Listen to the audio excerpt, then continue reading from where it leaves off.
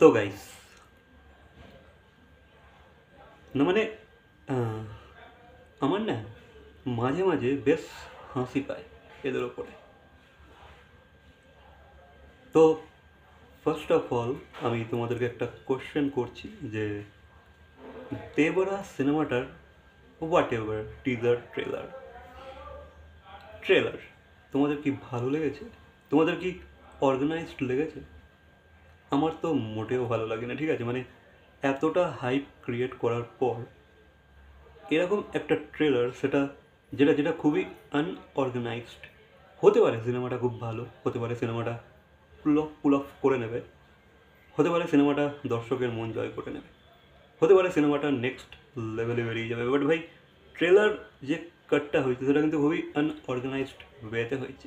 খুবই মানে ঠিক ঠিক মতো গুছোনো হয়নি ট্রেলারটাকে, ঠিক মতো করে কাট করা হয়নি, বা যে কটা দৃশ্য আমরা ট্রেলারে দেখছি ব্যাক টু ব্যাক, আমার তো ইমপ্রেসিভ লাগছে না। আমার সেই রিপিটেটিভ কন্টেন্ট, মানে হয় না যে রিপিটেটিভ যে যে সিনসগুলো আমরা দেখে আসছি একের পর সিনেমার মধ্যে, কতকটা ওই ধরনের লেগেছে। হ্যাঁ, হতে পারে খুব ইমপ্রেসিভ একটা মুভি ওভারঅল তৈরি হয়ে গেছে, কিন্তু ট্রেলার আমার ইমপ্রেসিভ মোটেও লাগে না। আমি ওই ভাই আহ, ওই ওই রিভিউয়ারদের মতো কথা বলতে পারবো না যারা একজনের রিভিউ দেখার পর জাস্ট তাকে কপি আর পেস্ট করে দেয়। তাদের নিজেদের কোনো মতামতই থাকে না, তাদের ভালো লাগলো কি না লাগলো, তারা আদৌ বোঝে কি না বোঝে সেসব নিয়ে কোনো ডিসকাশনই করে না। একটা বড় ইউটিউবার বলে দিল তো ব্যাস, সবাই মিলে ওই রেসই ছুটতে আরম্ভ করে দেয়। I don't like that at all. যেটা আমার পার্সোনাল ওপিনিয়ন, আমি সেটা তোমাদের সাথে শেয়ার করলাম। আমার ট্রেলারটা ইমপ্রেসিভ লাগেনি, খুবই বিলো ডিসেন্ট হয়েছে। মানে বুঝতে পারছো, ডিসেন্টেরও বিলো। জাস্ট ইম্যাজিন কী হতে পারে। তো এবার জুনিয়র এনটিআর একটা ইন্টারভিউতে জাহ্নবী কাপুরকে নিয়ে বেশ কিছু স্টেটমেন্ট দিয়েছে।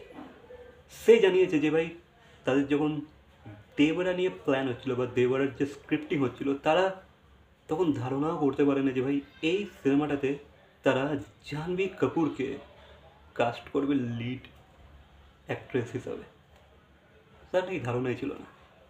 এবার সে বলেছে তাকে নাকি করণ জোহর সাজেস্ট করেছিল যে জাহ্নবী কাপুরকে এই রোলটাতে পারফেক্ট মানাবে, এটা করণ জোহর বলেছিল। বাট তখন তারা অনেকই কনফিউশনের মধ্যে ছিল যে ভাই, ইভেন জাহ্নবী কাপুরও নাকি অনেক কনফিউশনে ছিল যে ভাই সে কি আদৌ তার মায়ের লেগেসিটাকে কন্টিনিউ করতে পারবে, জাস্টিফাই করতে পারবে, যেহেতু শ্রীদেবী সাউথে কাজ করেছে। তো যেহেতু এটা জাহ্নবীর ডেবিউ সাউথেতে, তো আদৌ কি সে এই লেগেসিটা কন্টিনিউ করতে পারবে বা জাস্টিফাই করতে পারবে তার মাকে? অনেক কনফিউশন তো ছিল। আর দেন দেন জাহ্নবী নাকি অনেক ম্যানিফেস্ট করেছে, ঠিক আছে? সেই কারণেই নাকি সেই রোলটা মানে ইভেনচুয়ালি পেয়ে গেছে আর কি। তো সে নাকি অনেক ম্যানিফেস্ট করেছে, সেই কারণে পেয়েছে। ভাই, আসল কথাটা হচ্ছে কোনো ম্যানিফেস্ট অ্যান্ড অল কিছু না। করণ জোহর যখন মাঝখানে এসে গেছে, করণ জোহর জানে সে কাকে কাজে লাগাবে, ঠিক আছে? সে জানে সে নয় জাহ্নবী, নয় অনন্যা পান্ডে, নয় সারা আলি খান, এদেরকেই নেবে ভাই। করণ জোহর যখন বলে দিয়েছে সে জাহ্নবী ভালো অ্যাক্টিং করুক, জাহ্নবীকে সেই রোলটাতে আদৌ মানাক কি না মানাক, সে ভাই জাহ্নবীকে নিয়েই করবে, ঠিক আছে? এর জন্য জাহ্নবীকে ম্যানিফেস্ট করতে হবে না। আমরা তো দেখে আসছি না, জাহ্নবী কাপুর বলো বা যে কটা অনেক অনেক কটা অ্যাক্টর অ্যাক্ট্রেসেস আছে যাদের ব্যাকগ্রাউন্ড সাপোর্টটা বেশ ভালো, যারা স্টার কিড, তাদেরকে নিয়ে ভাই করণ জোহর বা বলো ইন্ডাস্ট্রিতে তাদের যে কতগুলো সুযোগ দেওয়া হয়, বা যে কোনো রোলে দেয় তাদেরকে না মানালেও তাদেরকে ভাই জোর জবরদস্তি কাস্ট করা হয়, সেটা তো আমরা জানি, ঠিক আছে? আমি ভাই বলে দিচ্ছি, এই রোলটাতে কিন্তু জাহ্নবীর জায়গায় অন্য অন্য কেউ যদি প্লে করতো আরও ভালো হতো।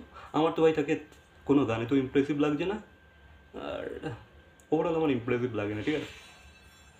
আমার লাগেনি, যাই না কেন আমার লাগেনি। হ্যাঁ, জাহ্নবীকে আমার বাওয়াল ছবিটাতে ভাই অসম লেগেছিল, যেটা বরুণ ধবনের সাথে করলো ওয়ার্ল্ড ওয়ার টু এতে বেস্ট করে যে সিনেমাটাকে করা হলো আর কি ব্যাকড্রপেতে। ওই সিনেমাটাতে ভাই জাহ্নবী কাপুরের রোলটা আমার ব্যাপক লেগেছে, বাবালে। বাট তারা ছাড়ো।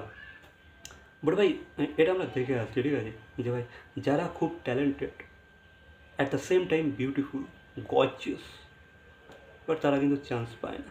এই ভাই এই রিপিটেটিভ কিছু অ্যাক্টর আছে, তাদেরকে ভাই ব্যাক টু ব্যাক ছবি অফার করা হয়। এর জন্য ভাই তাদেরকে কোনো ম্যানিফেস্ট করতে হয় না, তাদেরকে কোনো স্ট্রাগল করতে হয় না, তাদেরকে কোনো এক্সট্রা এফর্ট লাগাতে হয় না অন্যদের মতো। বাট তবুও তারা কিন্তু এই সিনেমাগুলো পেয়ে যায়। জানি না কী কারণ, শুধুমাত্র কি স্টার কিট, নাকি তাদের একটা ভালো শক্ত ব্যাকগ্রাউন্ড আছে, কী কারণে জানি না, বাট ভাই এরাই পেয়ে যায়। এর জন্য ভাই এদেরকে কোনো আলাদা করে মাসাক্কাত করতে হয় না, পেয়ে যায় এরা। এদের এদের থেকে ভালো কি অ্যাক্টর অ্যাক্ট্রেসেস নেই? আছে তো, বাট পেয়ে যায়। এটাই হচ্ছে নিয়ম, ঠিক আছে, ইন্ডাস্ট্রির এইভাবেই কাজ করে। আর ভাই যদি মাঝখানে করণ জোহর থাকে, তাকে আর বেশি কিছু করতে হবে না।